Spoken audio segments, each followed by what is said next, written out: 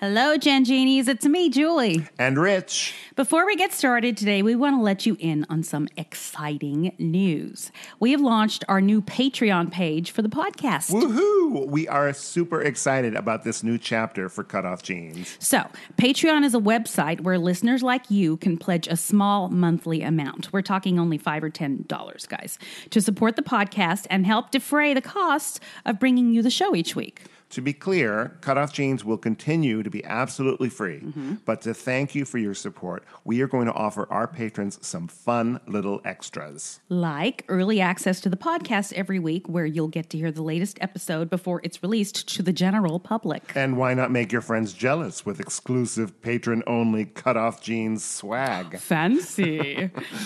And here's something you guys have been asking for, and I'm really looking forward to this. I'm going to host a monthly, hour-long, online Ask Me Anything session where patrons at the $10 level can literally ask me anything. Anything? You're a brave woman, Julie. You know, I know. I'm also going to give access to my blog, Are You My Father?, where I tell the story of my search, actually it's my life story basically, for my biological father in even more detail than I did on the podcast. Wow, your blog was the original inspiration for CutOff Genes, wasn't it? It was. Wow.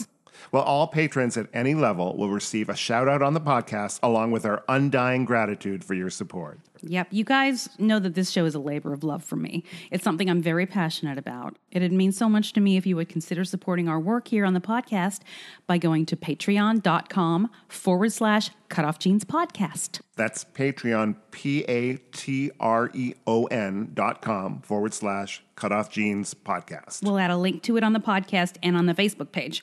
Thank you all, my Gen Genies. And now, on with the show. Woohoo!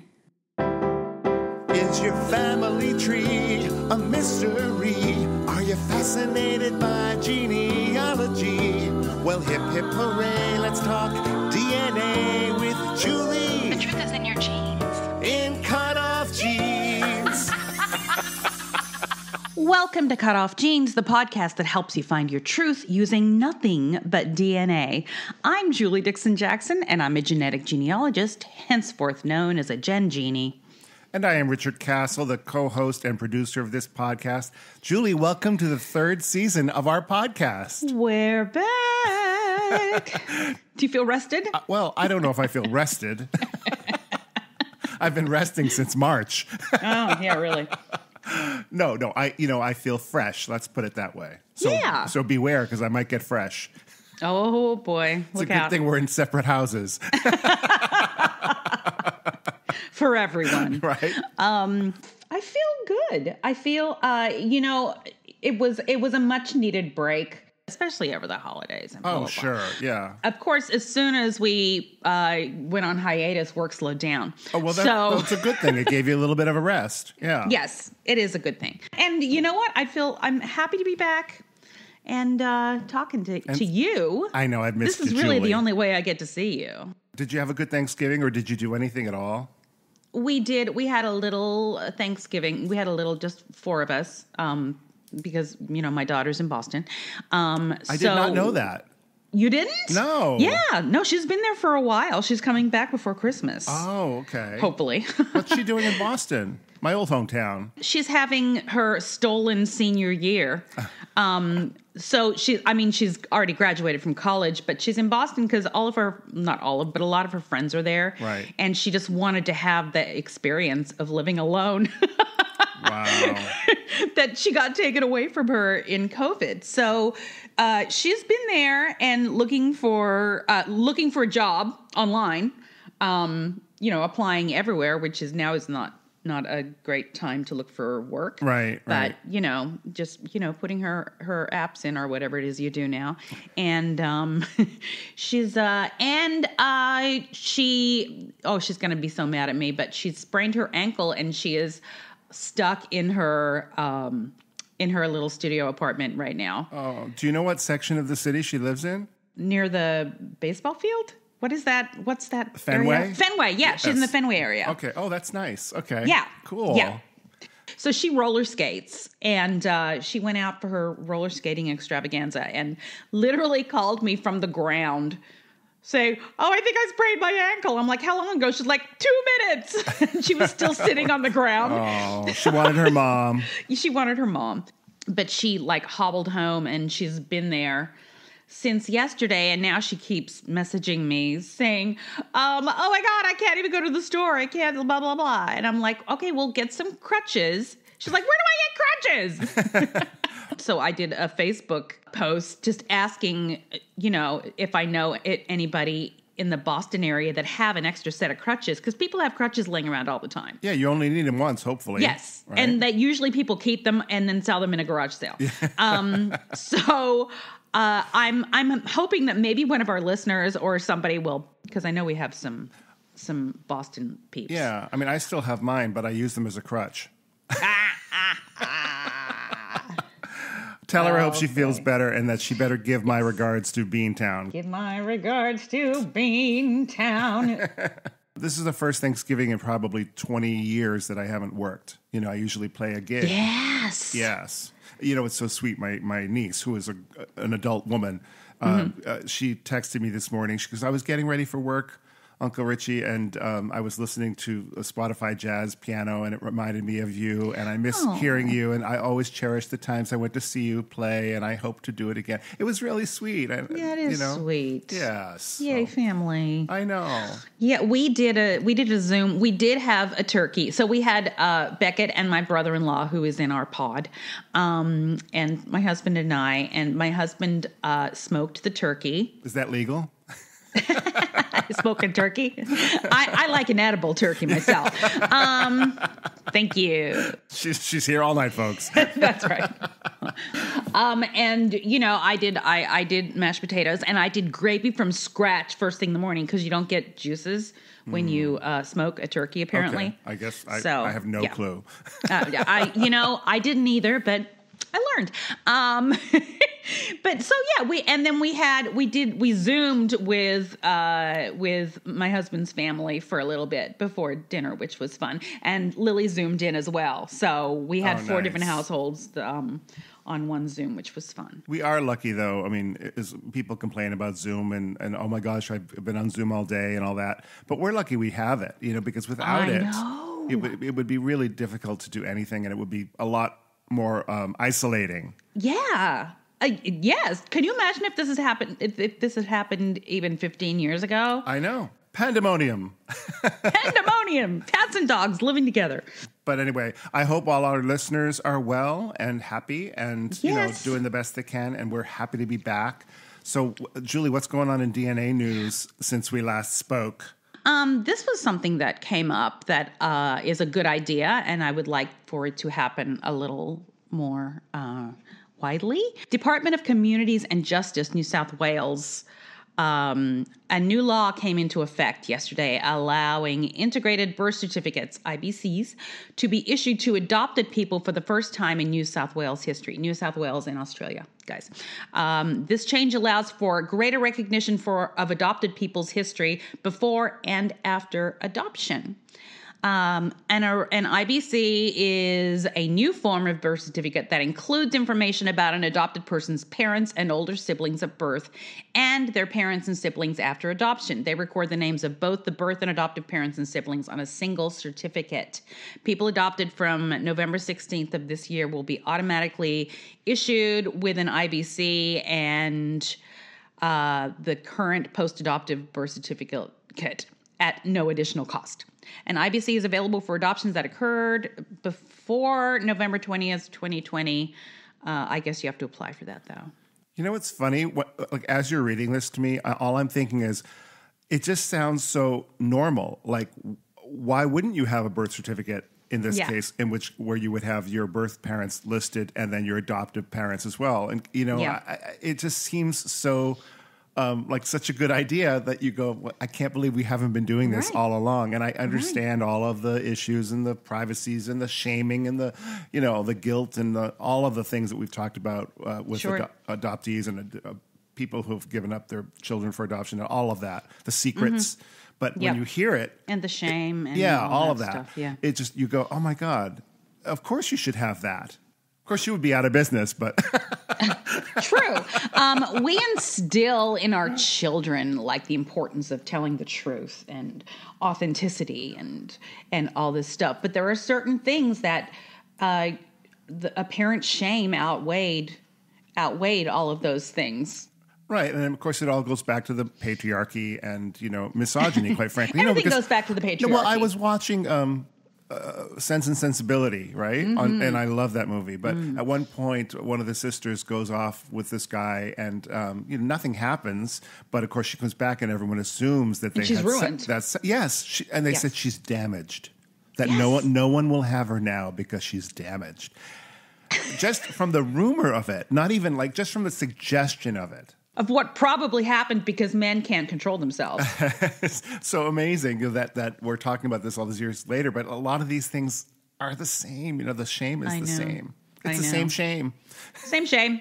But what would your life have been like had this been the way it was done back when you were born? If you had that birth certificate, you wouldn't have had to go search for birth parents. You would have known. Saved so much money. I mean, I guess you could still go searching for them, because you had their names. But I don't know. I just wonder if it was if I would have cared as much. Right. I mean, because it's the wasn't secret a secret part. Right. It's the secret part that makes you be like, well, I have to know now. Right. It's, it's interesting. Wow. Interesting. So is there any place in this country that does that, the integrated birth certificate? Okay. There's no states or anything. Heck no. There are only 6 states that you're even allowed to have your original birth certificate. So, yeah. It just seems like this is the wave of the future. This is another step in the right direction. It is. It is. And it's so funny because there's always pushback against it. And what is the argument? What is the argument? Privacy for the people who gave the birth. From the people that they created, that share their DNA, that... or their dirty little secrets. Yeah. I don't know. Well, you said, does your privacy outweigh my right to know? And the answer to that is no. Yeah. I mean, sure, you can still reject me, and if I keep bugging you, then then you'll probably send me a cease and desist. We talk about this a lot, and a lot of adoptees feel obligated to say when somebody says, why do you want to find out where you came from? Why do you want to find out? And the obligatory answer is, well, to know my health history. Right. And that is more socially acceptable to say because, oh, yeah, that's true. We all need to know our health history. And that, for some reason, softens the blow of it for people. I was told by somebody very close to my family that in wanting to know who my biological father was, long after I'd found my biological mother, I was told by somebody that I was invading my biological mother's privacy, wanting to know who my father was. Oh, really? They actually said, you're invading your mother's privacy. I'm like, what am I, chopped liver? What? Yeah.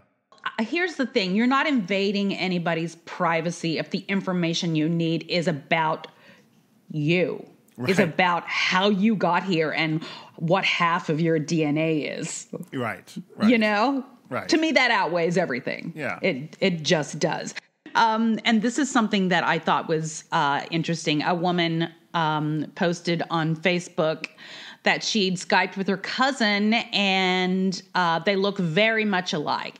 And she said, when I first met her, it was like looking at myself as I would 12 years on. We were chatting about all sorts, and I mentioned having to go on a no-salt diet because my Meniere's disease is flaring. And the cousin shrieked, Meniere's disease? I have Meniere's disease. But here's the thing. It took years and many consultants before I got the right diagnosis and medication. And in the meantime, my shaky hearing was progressively damaged even more. Had I been able to say, well, my cousin has these symptoms and has Meniere's, years of distress and damage could have been avoided. Wow. There you go. There's a test case right there. That's years of damage. And I decided I wanted to test this out. And so I asked you guys in the group for some listener feedback, only from adoptees and NPEs, obviously, to know if there was if they got any health information after the fact that really could have changed their life or been helpful. And I got a lot of responses, and I'm just going to highlight a few.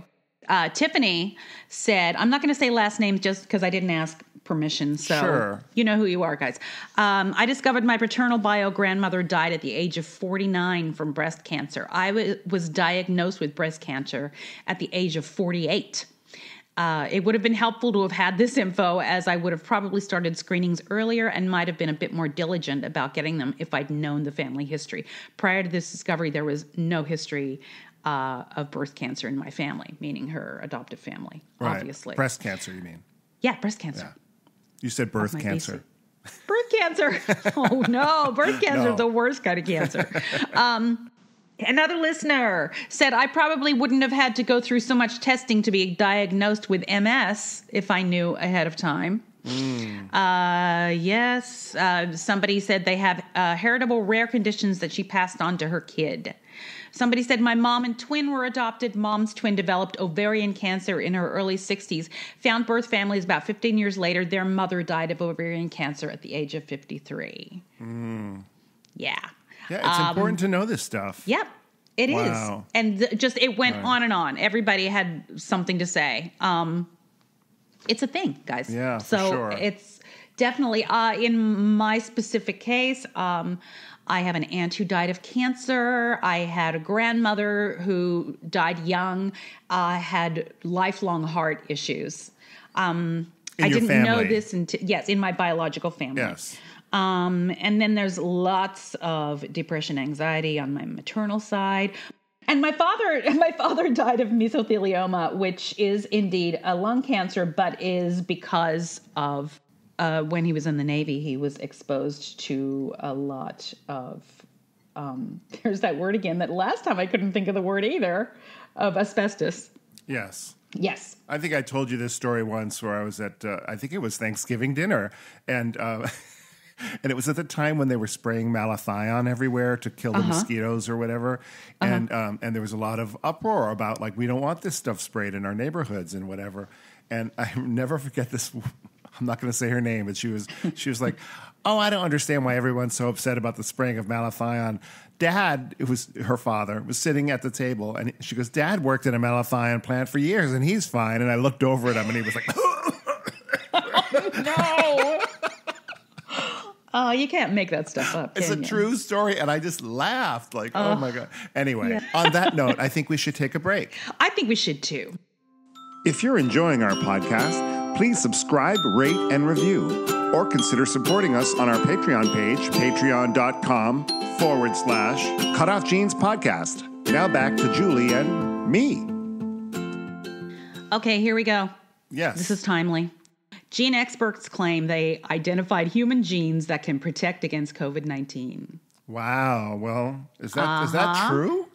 Yes, really? It is true. Well, I mean, I know that the new vaccines, some of them are using like messenger RNA to get into our cells in order to stimulate an immune response. But this is something that you're saying is already within us. Yes, this is a genetic thing. Okay, so they used CRISPR, which is clustered regularly interspaced short palindromic repeats.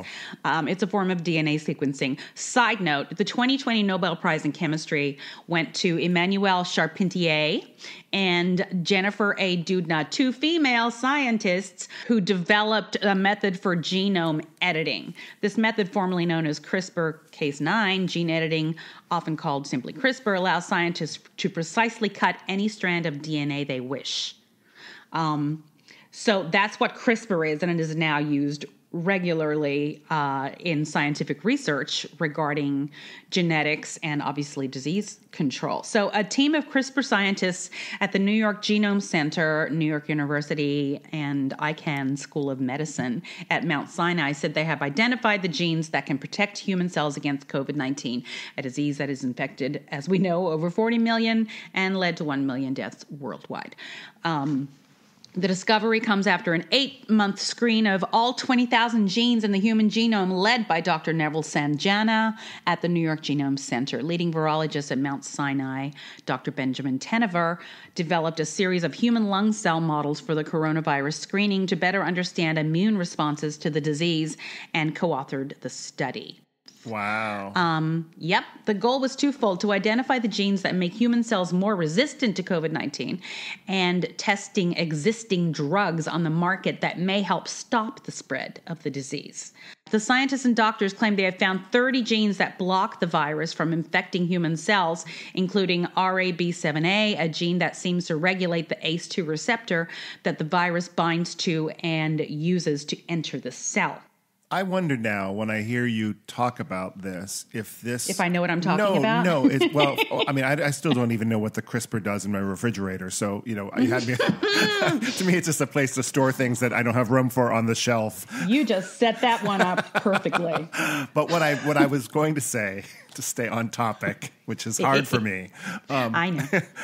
What I was going to say is that I wonder if this information, the fact that they are saying that there is something within certain people that could protect us against this disease, that it will be used by the people who don't agree with vaccinations. Like, oh, well, look, it's natural. Some people have it's sort of survival of the fittest kind of thing. Like, maybe they can be Here's the thing. Anyone who thinks that is not going to take the time to be tested if they have that. Yeah, that's true. That genome. That's true. But I mean, it's just as far as grasping for things to say, well, see, this is why we don't need a vaccine. And I don't believe that. I will get in line and get vaccinated. Right. And the point is that not everybody has this gene. Right. So, or this receptor. So, if we get to a point where it's easy to identify who does and who doesn't, maybe that's a thing. But you could also argue in that, like, Darwinism, survival of the fittest. Well, if you have that, then you're going to survive. Selection? Yeah, exactly. You're going to survive. Well, and guess what? You may survive. You'll probably survive anyway, but that's not protecting others, is it? No. Yeah. No. The spike protein's first contact of the human cell is through the ACE2 receptor. Okay, so the ACE2 receptor is a big deal. Our findings confirmed what scientists believe to be true about ACE2 receptor's role in the infection. It holds the key to unlocking the virus. It also revealed the virus needs a toolbox of components to infect human cells. Everything must be in alignment for the virus to enter human cells. So if you have these certain things that are all in alignment, you are much more likely to contract the virus. Let me see. We're very pleased to see multiple genes within the same family as top-ranked hits in our genome-wide screen. This gave us a high degree of confidence that these protein families are crucial in the virus life cycle, either for getting into human cells or successful viral replication. Yeah. And there's one more thing I think is important: cholesterol and the virus. The research team also identified drugs that are currently on the market for different diseases that they claim block the entry of COVID-19 into human cells by increasing cellular cholesterol. In particular, they found 3 drugs currently on the market were more than 100-fold more effective in stopping viral entry in human lungs. Amlodipine, which the brand name is Norvasc by Pfizer. It treats high blood pressure and angina. Tamoxifen, angina. Brand name. Isn't it angina? It's angina. I think it's angina, or people are just uncomfortable with saying gina. Tamoxifen, brand names Soltamax or Bifortovia Therapeutics, an estrogen modulator to treat breast cancer. And Alomestat, brand name Gallardin, it's a metalloprotease inhibitor.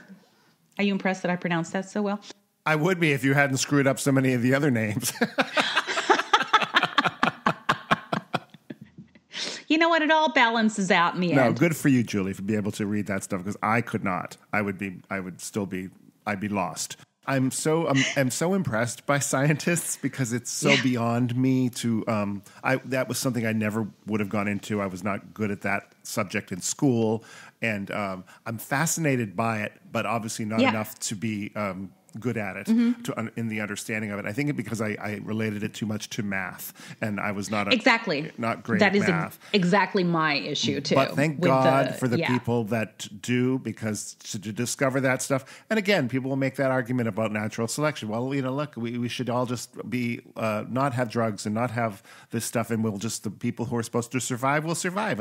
But I disagree. I feel that at one time, people didn't live past 30 or 40. Right. Yeah. So that last one that I was talking about is actually a chemotherapy agent, and also with the applications for skincare and anti-aging products. So these are all off. I guess they call it off-brand use, but they all have proven to be able to block the entry of COVID-19 into human cells. Well, I hope that this is all part of the light at the end of the tunnel for all that we've had to go through this year, Please. Yeah. Because I, for one, would love to get back to work and, love to be able to see my family and do all the things. Yes, do all the things that we used to take for granted. Yeah, it's exhausting. I was watching a TV show the other night, and there was a bunch of people in a spin class, which I used to take spin, and I got anxiety watching it, thinking about, oh my God, look at all those people in that room sweating right next to each other. And I realized, oh my God, breathing each other's carbon monoxide, or whatever it is. I thought, am I going to have PTSD about this later? Am I going to even be able to be in that kind of a place, even when I know it's safe? Or am I going to be constantly thinking about what else is in the air? I venture to say that expanded cases of agoraphobia are going to be a result of this time. Do you tell me this? And I want the listeners to weigh in on this too. I had a couple of dreams recently where I was in a crowd or just a normal dream where you're around people, and suddenly I realized no one's wearing a mask. In the dream, I don't have my mask on. I don't have my mask on, and it was a little bit of a panicky thing. Oh God, I got to get out of this room. And then I wake up. Oh, interesting. And I'm wondering if other people are having those kind of dreams where, it's not even something, I don't go around in fear of people who aren't in masks. I just avoid them when I'm out and about. Some may say that our dreams are our subliminal. Right. But obviously this is something that's going on inside me because I've had a couple of those dreams that were. Oh, interesting. I've had just a series of crazy, crazy dreams, but COVID has never played into any of them. Oh, wow. Well, from what I can remember, so of far. course, I can't remember most of it so far. But now that I've planted the seed, this is my exactly. Tonight you're going to call me at 3 a.m. Thanks a lot, Rich. Yeah, thanks for that. Oh yeah. Anyway, I think we should take a break. I think we should too. Thank you for listening to CutOff Jeans with Julie Dixon-Jackson and Richard Castle. You can support us by going to patreon.com/CutOff Jeans podcast. Now, back to the program. All right, it is time for the first story time of season 3. Yay, who do we have today? We have the divine Ed DiGangi, who is just a magnificent gentleman who contacted me by email. He has written a book called The Gift Best Given, a memoir, and we just had a great conversation about what he discovered and about his experience as an adoptee that didn't know he was an adoptee. And this might be a 3-parter, but this is part 1 of our conversation, and let's have a listen to it.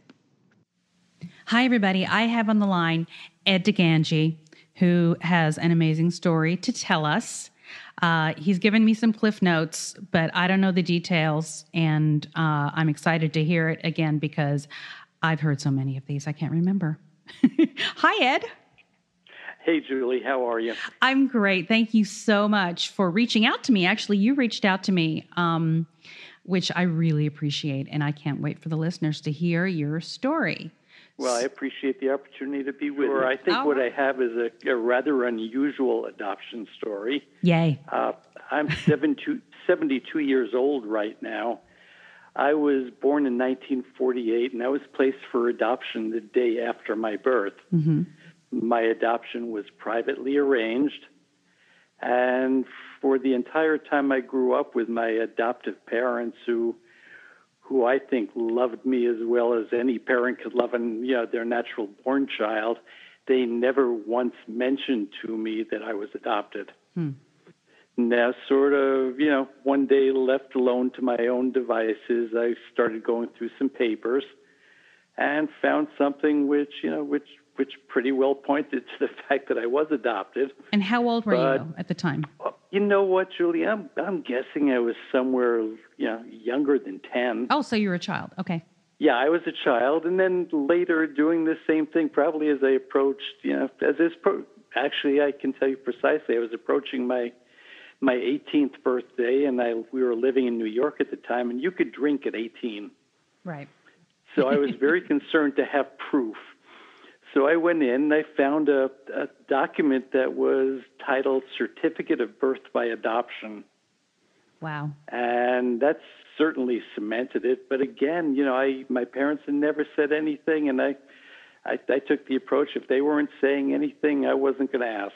So when you discovered the first time, when you discovered whatever documents you discovered, was that what you discovered, that?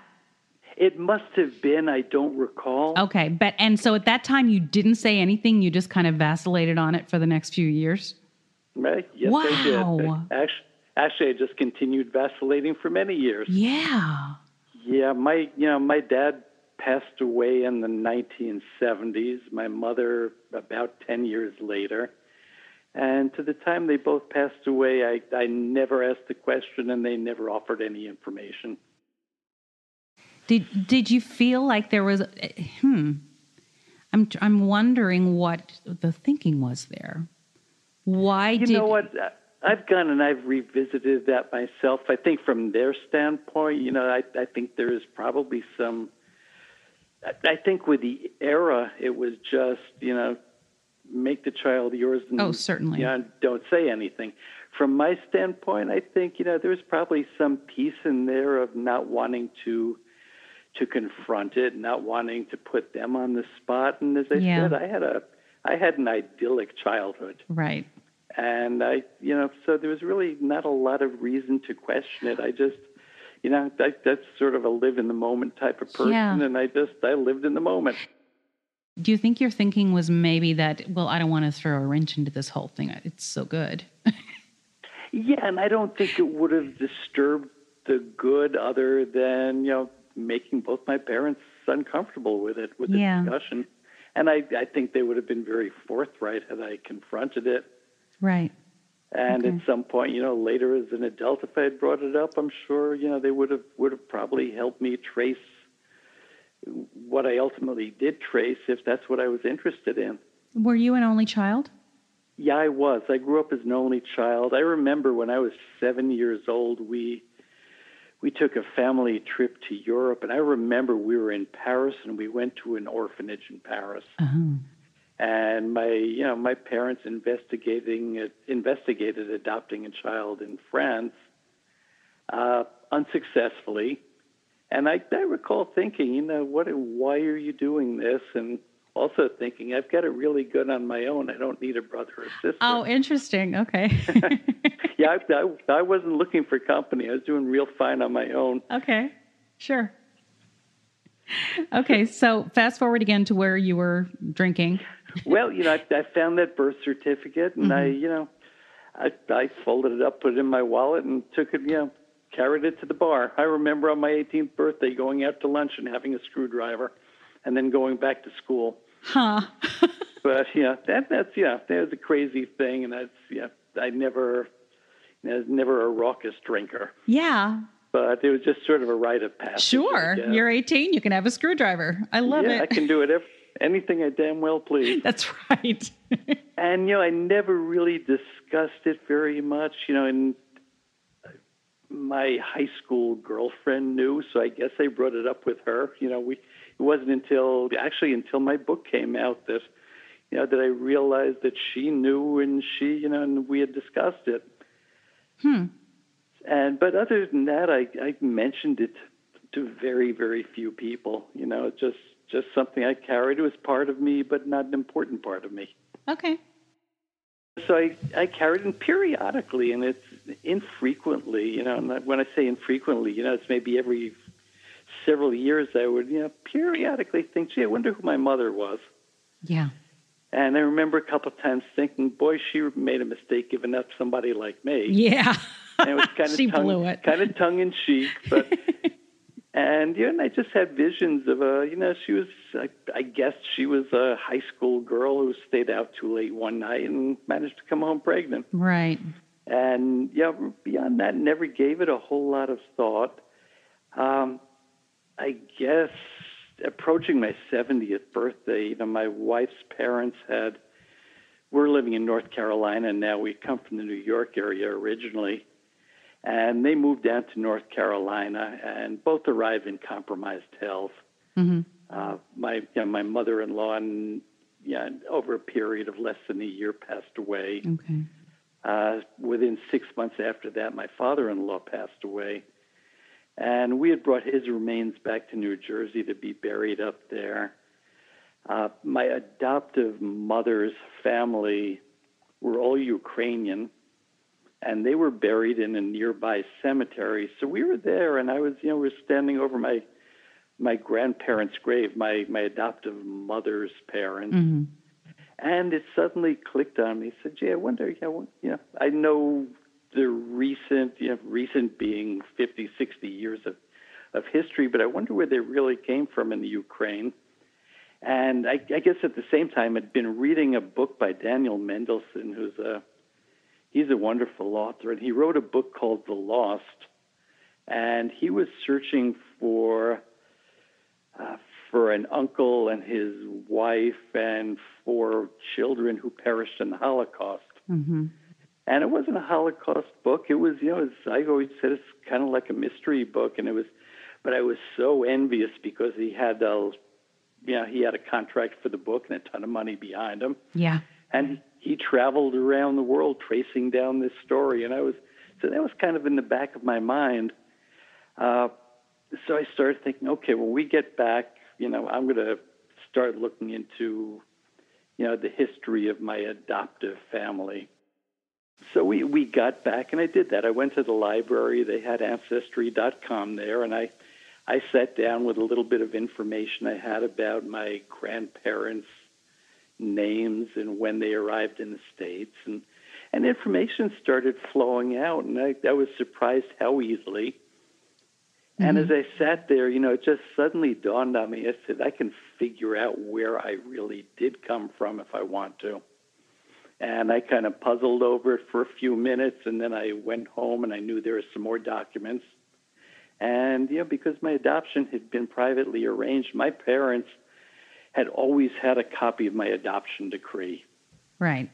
And the decree had my birth mother's name on it. Oh, yeah. So, I started at a place well beyond where I think most people do. Yeah, absolutely. In a search like this. So, I sort of looked at it and said, okay, what are you going to do here? And I went back to the library and typed it in. And, her name was Genevieve Irene Norowski. She's Polish family.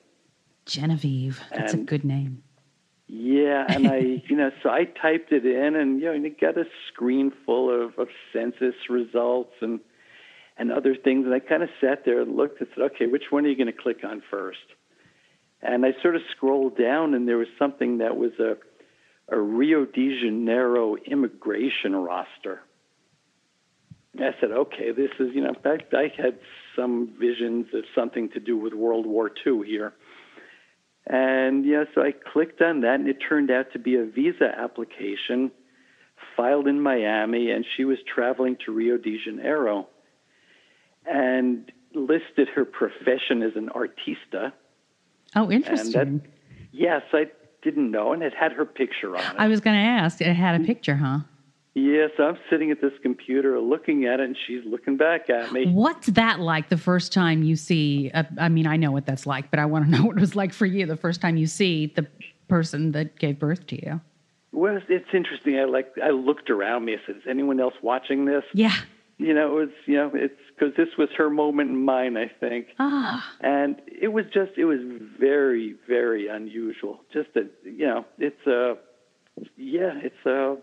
It's otherworldly, right? It just so few of us can relate. You're seeing where you came from. Yeah.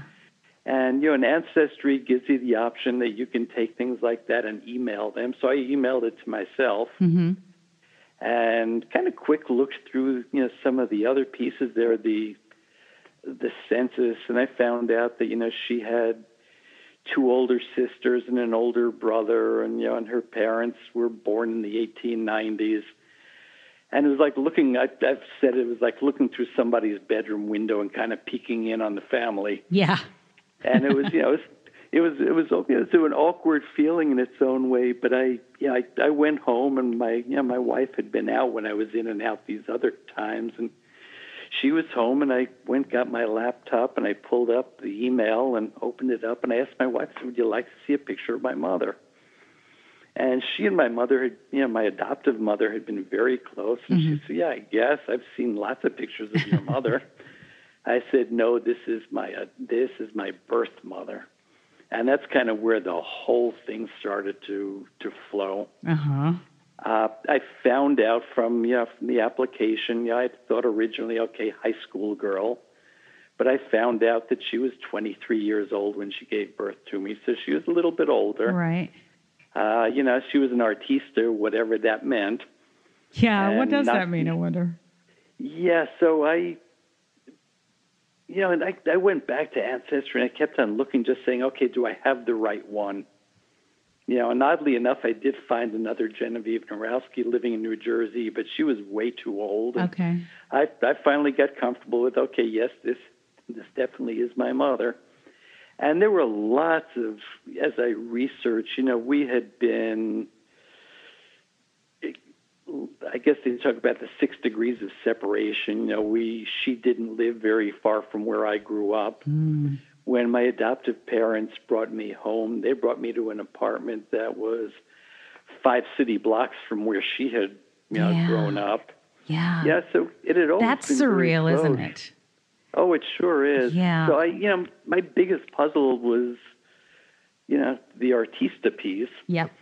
So I spent the next day back at the library. I spent a lot of time at the library over this process, and found a marriage license for her from 1955, which was several years after I was born, and that one said she was a performer, which didn't help me a whole lot either. Okay, we're narrowing it down, though. Yeah, it's starting to whittle down. And, and she married a man by the name of Sebastian Ted Meza, who was significantly older than her. She was born in 1925. He was born in 1906. And, it listed him as a performer also. So, but with his name, I Googled again and found 2 different posts. One was an article from an antiques dealer who explained that Genevieve and her husband had been ice skaters with the big ice shows of the 1940s and the 1950s. Oh, I love that. And then they migrated into, producing props for the ice shows and other big theatrical events. So there had been a big auction where a lot of their larger props had been auctioned off and seemed to be eagerly sought after as folk art. Right. And so that was interesting, and I went to the other post that was there, and it turned out to be a blog post from a woman who's a picker, somebody who goes to yard sales and auctions and buys small items to resell. And when I opened this up, there were probably half a dozen, maybe 8 photographs of my mother and pieces of and other documents. And the woman who posted it said, I don't know who this woman was, but I bought it because of the era and the glamorous career that she led. Oh, wow. And that just threw the door open for my research. So she had been a very prominent ice skater. And I think, I always hear the story that, adoptees imagine, their parents are stars. Absolutely. And I always figured my mother was the lady who served chili at the high school. And so this was exactly the opposite. Instead of the lady slopping the chili, I've got a woman who in her time was a celebrity. Okay. I side note, I wanted to be an Olympic ice skater so badly. Okay. It was my favorite thing. So if I had discovered that, I would have lost my mind. Isn't that something? So, I love that. Okay. And the interesting thing was, there was a copy of her first professional contract from 1943. So she was 18 years old at that point. And she was making $100 a week, plus room and board at a very fancy hotel in Cincinnati. Uh-huh. And I looked at that and said, $100 a week in 1943 was huge money. Yeah, that's pretty good. And you know what? At that point, I had no questions about why I was placed for adoption. Right. And I was okay with it. Uh-huh. And, and as I found out more, there was certainly more to the story than that. Mm-hmm. But there's you've got a young woman with a wonderful career ahead of her, and she had a decision to make. Okay, that's the end of part 1 with Ed DiGangi. What do you think? Do you like him? I think he's really nice, and I can't wait to hear He's so more. Sweet. Yeah. Yeah, it's really interesting. It's a really interesting story, and can't wait for you guys to hear the rest. And on that note, tell people about yourself, Richard. I am Richard Castle, in case you've forgotten. And I have a website called richardcastle.com, which I just realized I should probably update because I've got some new stuff to put up there. And what? Yes, I know. I'll tell you all about it another time. But when I finally do update it.